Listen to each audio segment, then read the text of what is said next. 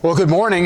It is certainly good to be with you once again. I would like you to take note that I know the front is a little bit different because of our musical that's coming up on Thursday, and certainly invite everyone to come to that.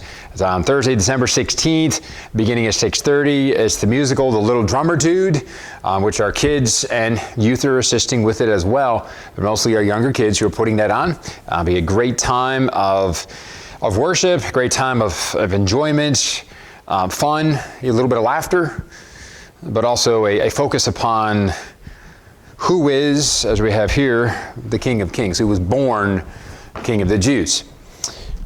So that's just for a little advertisement there, reminder for us. Okay, in life, one of the things we do like to do is to learn lessons, or hopefully we learn lessons. Some of us maybe learn more quickly than others, but we learn lessons in different ways. We learn them at school. We learn them at home. We learn from our friends and our neighbors, from experiences. Well, there's one gentleman, and he writes about his experiences and how he learned life, some of his lessons in life from. Particularly when he was at a cattle ranch, and he would help to, bring in the cattle and, so to speak, drive them a little bit, whatnot. And he says this: these are some of the lessons that he has learned. These are valuable lessons, so please do pay attention. First off, number one, never kick a cow chip on a hot day. That's very good advice. And if you're not sure why, someday go through a pasture and try to kick one on a hot day. You will understand very quickly why you shouldn't do that. Number two, there are two theories to arguing with a woman. So guys, pay attention.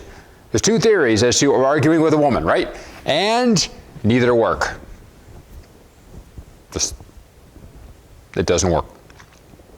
Number three. If you find yourself in a hole, keep digging. No. If you find yourself in a hole, stop digging. That's very good advice. Because sometimes we find ourselves digging ourselves deeper and deeper. Sometimes the conversation, hey, you might want to stop because you're getting deeper. Yeah, when you're behind, stop. You're in a hole, stop digging. The quickest way to double your money, investment, the quickest way, you get your money in your hand, right, is to what? Fold it over and put it back in your pocket. Right, so you see the bills are now doubled over. Okay. There are also three kinds of men.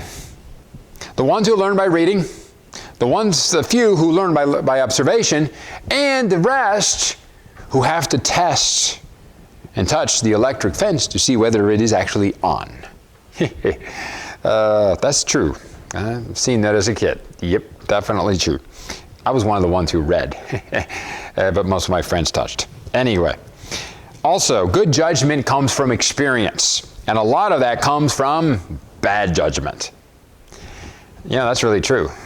I look back at my life at how many times, experience is a great teacher because I didn't necessarily make the right choice, and I suffered the consequences, and as a result, I now make better judgments or good judgment when it comes to a situation similar to that. We learn from our life lessons, or we should learn from our life lessons. The Lord has a way of teaching us, or discipline, that there's consequence for bad judgment. And there's blessings with good. But even if we have bad, God will bring some good for it so that we can learn and we can next time make a better judgment, or a more righteous judgment, if you will. Today we're going to be looking at the aspect of the Christmas gift, which we've been looking at the last 2 weeks, and we will continue once again for next week on the 19th, and then also, of course, on Christmas Eve we will conclude.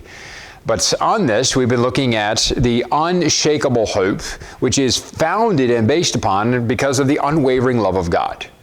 So we can be confident of our future, and we can go through life with confidence, with our head held high, obviously looking to God, but we can do this. Well, today we're looking at the unspeakable joy that comes out of that. Because we have this hope and based upon this love, we can have this unspeakable joy that's an outflowing of that. And so we want to look at that today. And that's based upon, in a way, it comes from judgments. An example of looking at the Magi and King Herod, a narrative that's pretty well known. And what we're going to find is that you had good judgment, which is from the Magi, and then you have bad judgment, which you find in Herod. One of them has unspeakable joy, the other has the complete opposite. Let's take a look.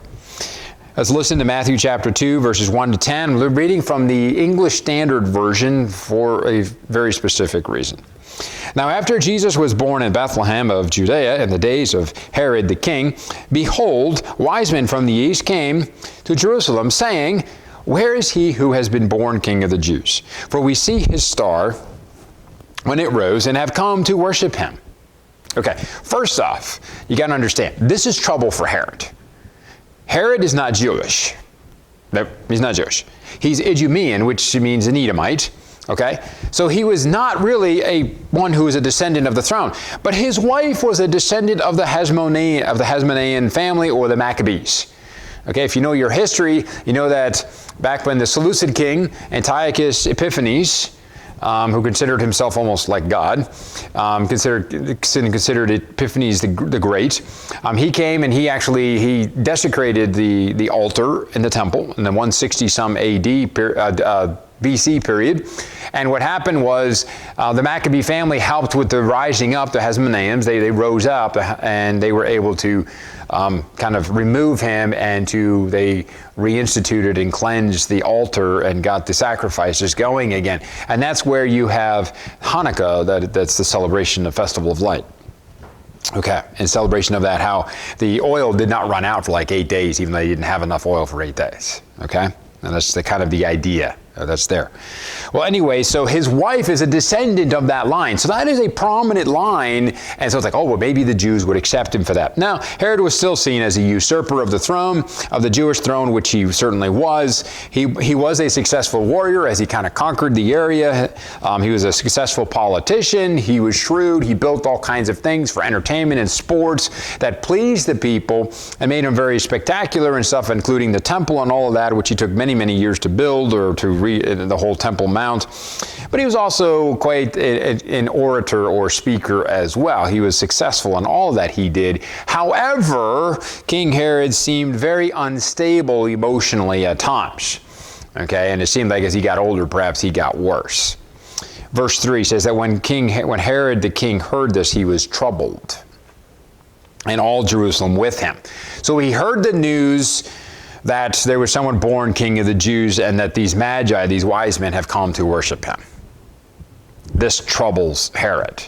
Well, it should. Number one, he knows he's not the rightful king. But to be troubled means to cause turmoil. It means to frighten. It means to terrify. So he was terrified of this news. This news, almost stopped his heart for a moment. This sheer shock.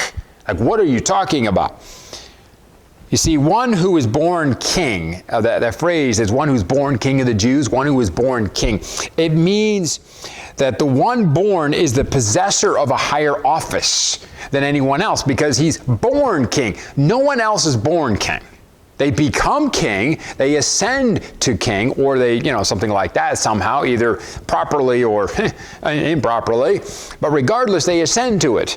No, this one is born as king. In other words, he is king already.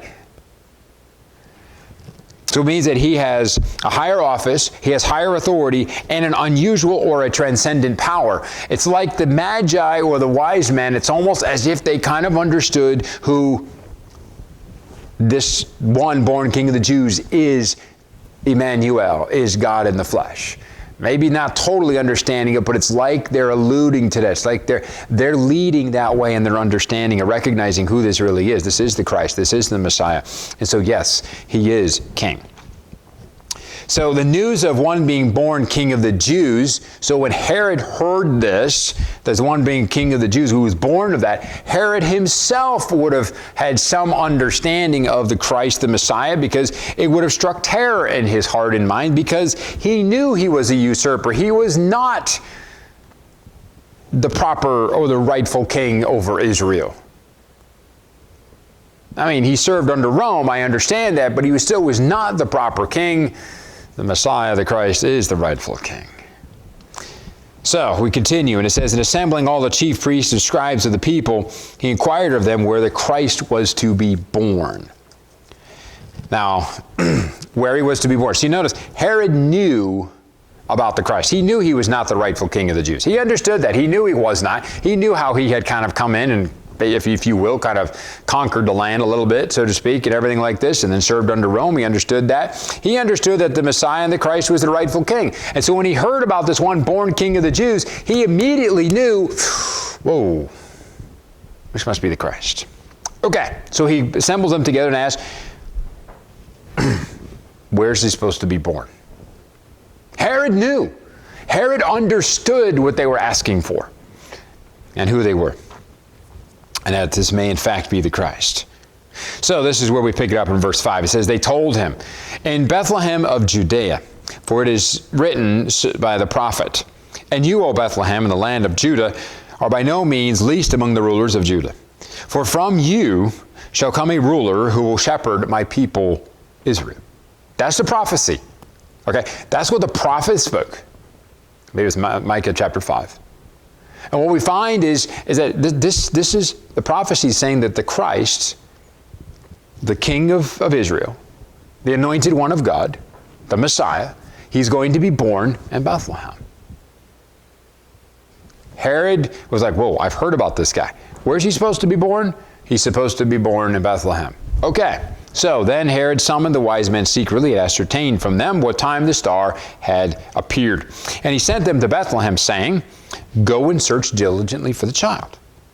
And when you have found him, bring me word, that I too may come and worship him. After listening to the king, they went on their way, and behold, the star that they had seen when it rose went before them until it came to rest over the place where the child was. When they saw the star, they rejoiced exceedingly with great joy. Okay. They rejoiced exceedingly with great joy. There's 4 different Greek words that are put together here to emphasize their response of seeing the star rise again. And the words put together are rejoiced exceedingly with great joy. I mean, you can be joyful. You can rejoice. You can be exceedingly joyful. But to rejoice exceedingly with great joy is quite a description, isn't it? It's a tremendous emphasis that is here on this joy, this unspeakable joy that they had. It's kind of in a way hard to describe. It's just so incredible. It's not just, hey man, they were joyful. No, they were exceedingly joyful. No, they rejoiced with exceeding joy. No, they exceedingly rejoiced. They rejoiced exceedingly with great joy. I mean, it's like way up here. It's beyond what the normal comprehension is. What a contrast to King Herod and his people. They were troubled. They were struck with terror and with fear. Like, oh my goodness, who is this? Could this be the Christ? Oh, they were not happy. They were not filled with joy. But the Magi, they see the star. They're just like jumping up and down, and they're so excited, and their hearts are just bursting with joy because they're going to see him. And Herod's like, oh man. You know, you get a similar response sometimes at funerals. At all funerals, there is mourning and there is grief, there is tears. At every single funeral I have ever done, you have that. You can't get around that. However, some funerals have rejoicing. There is happiness. You can sing hymns. You can rejoice and smile, and it's like, how can you be happy? Other funerals do not have any of that whatsoever. Why? Because of the same thing between the difference between the Magi and King Herod is going on in these funerals. King Herod, let's go back to him for a moment. Herod was incredibly jealous. This is actually taken from like historical account of him. A summary, if you will, a little bit of him. Okay, so it's a quote. Herod was incredibly jealous, suspicious, and afraid for his position and power. Fearing his potential threat, he had the high priest, Aristobulus, who was his wife's brother, drowned. Nice guy. After which he provided a magnificent funeral where he pretended to weep.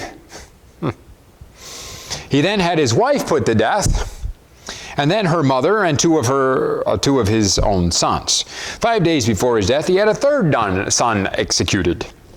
One of the greatest evidences of his bloodthirstiness and insane cruelty was having some of the most distinguished citizens of Jerusalem arrested and imprisoned shortly before his death. Because he knew that no one would mourn his own death, he gave orders for those prisoners to be executed the moment he died, therefore guaranteeing that there would be mourning in Jerusalem when he died. Yes, there's your Herod the Great. Herod lived for Herod. That's what he did. He was all about Herod. Whatever was good for Herod, he was going to do. That's what it seems like. That's what his actions all pointed towards. Don't know his heart, but his actions all pointed that it was all about him. Now, for anyone who lives for themselves, and we've all done it, and we all do it at different times. I mean, we don't necessarily do every day, but we also know people who they just absolutely just live for themselves day in and day out. It's all about them.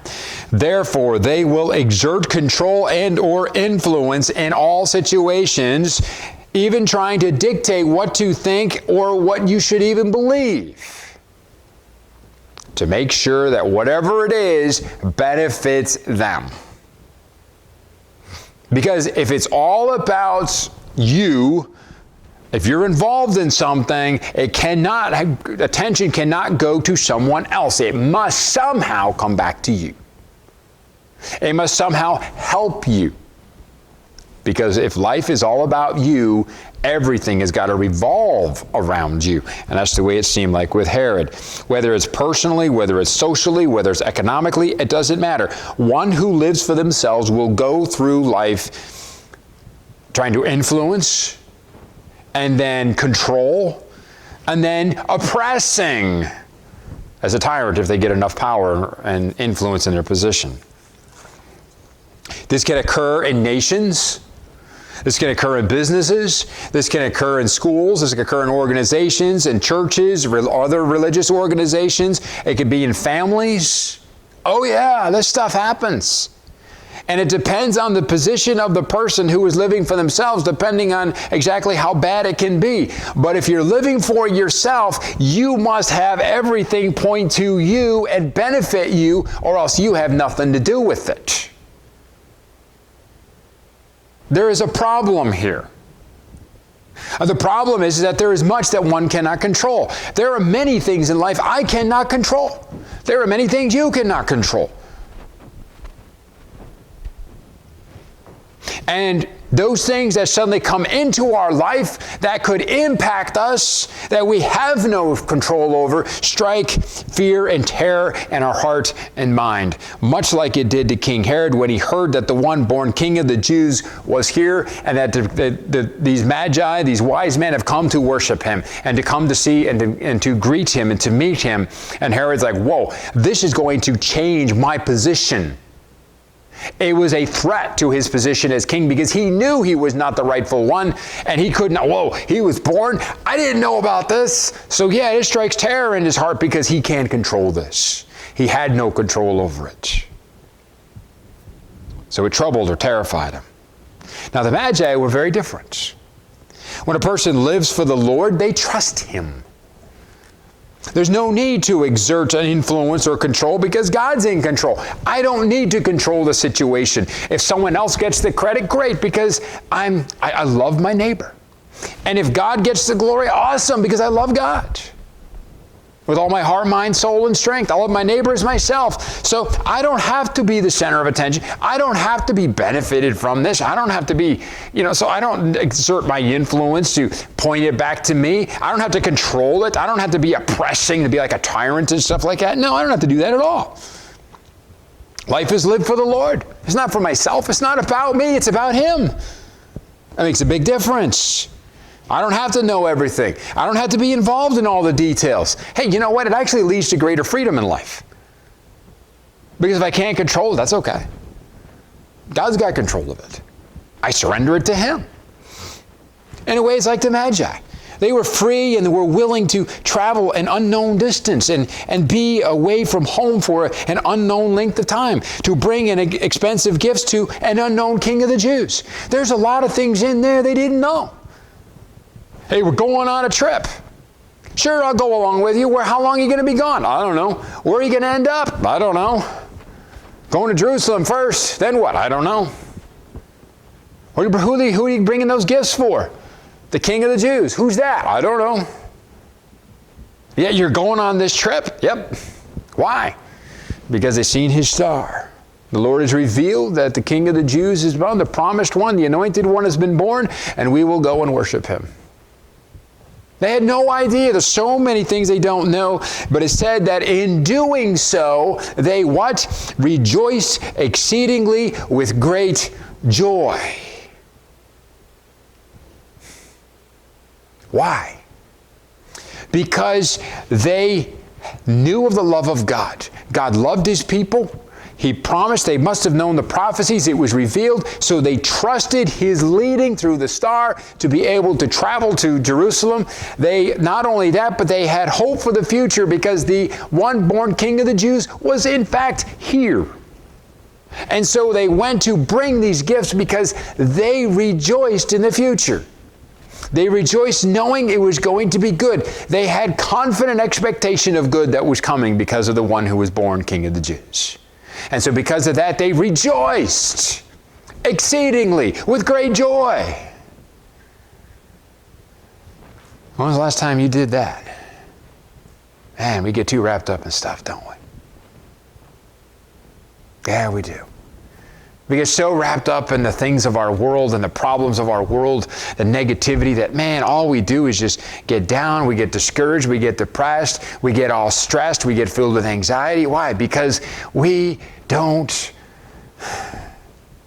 say, God, it's yours. We hold on to it. We trust in ourselves, we live for ourselves. You know, there's two big points here today, and that is we can be more like Herod. Or I should ask, are you more like Herod? Will you live for yourself? Oh, maybe not every day, but generally, do you live for yourself? In other words, you rely on yourself more. As you rely upon yourself, guess what happens? As you rely upon yourself more, your reliance upon God decreases. They're inverse. As one goes up, the other goes down. So if you rely upon yourself more, guess what? Your reliance upon God decreases. Well, then the amount of love that you're experiencing in your life from God and recognizing is also going to decrease. And that means your hope is going to decrease too, because it's depending upon yourself. And then what also means that your joy decreases as the fear of losing what you have increases. That again is dealing with that hope. You lack security. And so therefore, you're not going to rejoice. You're going to be concerned about what you may lose. And, well, what's this going to do? Well, how's this going to affect me? How's this going to impact my life? And you start getting all this negativity. You're insecure in yourself because you cannot control all things. But you try to, but you fail, and that increases your anxiety, that increases your stress, that increases everything that is negative. And what happens is we become negative and critical of others. Because, oh, well, look what they're doing. And jealous of others. Or maybe you're more like the Magi, who live for God. They rely on God more. As they rely upon Him, guess what more? They rely upon themselves less. In other words, life is dependent upon what the Lord does. And they will trust Him over themselves. When they do that, they experience His love and they become aware of experiencing His love in their life, and therefore the hope increases because they trust Him. Why do they trust Him? Because they have confident expectation that God is going to bring good, because they know He is good, because they experience His love, which gives you that unshakable hope. And as a result, joy increases. Why does the joy increase? Because the fear of losing what you have decreases. Because you see, I am secure in Jesus Christ. Because He's King of all. My security is not in me. My security is in Him. And when my security is in Him, I know that, you know what? I have confident expectation of the future because it's going to be good. Why? Because no one is going to be able to overpower Him. No one is going to suddenly come and usurp His throne. Because He is King of all. He's Lord of lords. Unwavering love from God gives us unshakable hope and a confident expectation of the future. And that leads to unspeakable joy, because we don't have to worry and stress and be filled with anxiety about all the things of our world, because we know that, yes, Lord, my life is in your hands, and that is the best place to be. I have confidence and an expectation of good in my life. Whether it's here on earth or it's in heaven, it doesn't matter. Good is coming. And that gives me unspeakable joy where I can rejoice over a star that shows me and points the way to the King. Over some simple things. Herod didn't have this. All Herod had was that he was trying to control everything and he couldn't do it, and it was destroying him. And he ended up destroying his family and then destroying himself. But the Magi did have this. So my recommendation is let's be more like the Magi. I don't know about you, but it sounds like a whole lot better life. So let's bow our heads in prayer.